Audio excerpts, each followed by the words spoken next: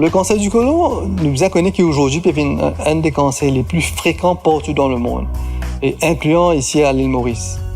À titre d'exemple, chez les hommes, il dépasse le cancer de la prostate et il le cancer le plus fréquent chez les hommes. C'est une critique globalement, hommes et femmes confondus, nous peut cause le cancer le plus commun à l'île Maurice.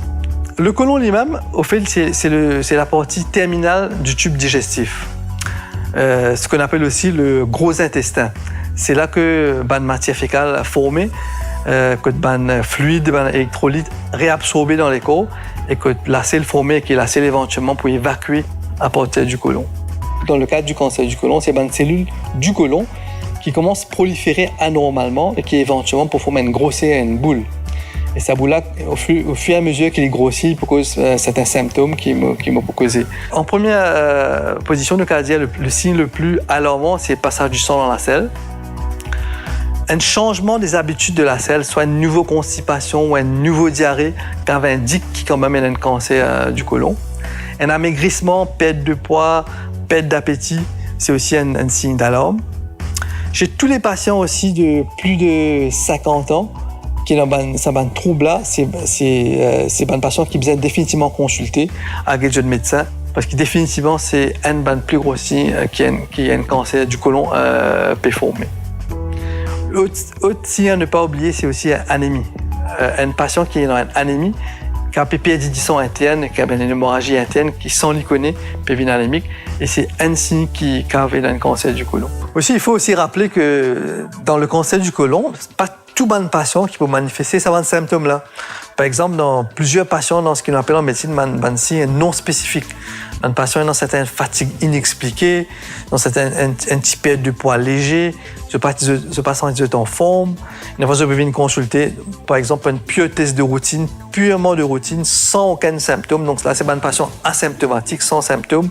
Il peut trouver une légère anémie, une légère anémie qui n'est pas besoin négliger. Donc, parce qu'il y a un cancer, il peut saigner silencieusement. Au cas par trouve du sang dans la selle. Il y a aussi certains facteurs génétiques.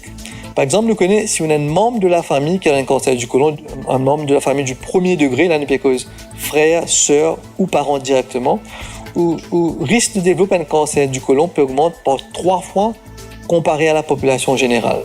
Le cancer du côlon, c'est un rare cancer qui développe à partir d'une phase précancéreuse. C'est formé à partir de certains polypes dans le côlon qui, dégénérés au fil des années, est capable de venir un cancer du côlon. Donc, un patient qui a un antécédent de polypes dans le passé, c'est un patient qui a besoin de faire un suivi de près et besoin de dépister assez régulièrement. Au niveau des facteurs de risque, il y a aussi l'alimentation qui jouait quand même un rôle dans le développement de certains cancers et également dans le cancer du côlon. Par exemple, nous connaissons qu'il y a une alimentation riche en graisse, donc ma matière grasse en général, augmente le risque d'avoir un cancer du côlon. Il aussi connaît qu'une alimentation riche en protéines animales, par exemple la viande rouge, augmente le risque d'avoir un cancer du côlon. Dans certaines populations, quand on fait une étude, on a remarqué certaines populations qui ont une alimentation riche en matière grasse et en viande animale, viande rouge, il y a un plus gros risque comparé à une autre population, par exemple, qui est végétarienne. Donc ça, c'est une étude épidémiologique.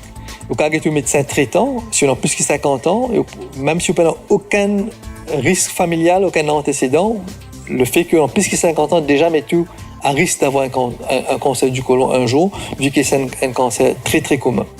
Donc, au médecin traitant, il peut facilement faire une thèse de dépistage de la selle. Donc, au dernier échantillon de la selle, on va regarder s'il y a une trace de sang occulte dans la selle. Donc, s'il y a une trace de sang occulte, c'est-à-dire du sang qui n'est pas visible, ou pas un candidat pour faire une colonoscopie. Donc là, au médecin, pour référer soit à l'hôpital, soit dans un centre d'endoscopie, que nous avons fait une colonoscopie. Et là, nous avons détecté si dans sa bande polype qui est précancéreux. Pour conclure, le cancer du côlon, c'est le cancer qui peut être le cancer le plus commun dans le monde et à l'île Maurice. Mais aussi, c'est aussi le cancer le plus dépistable. C'est le paradoxe. Donc, le cancer le plus commun, oui, mais c'est un cancer qui nous a dépisté bonheur. Donc, il est important, avec des symptômes de perte de poids, du sang dans la selle, changement dans la selle, avec un médecin aussi vite que possible pour faire un dépistage du côlon. Parce que c'est un cancer qui, quand il est détecté tôt, il est complètement guérissable.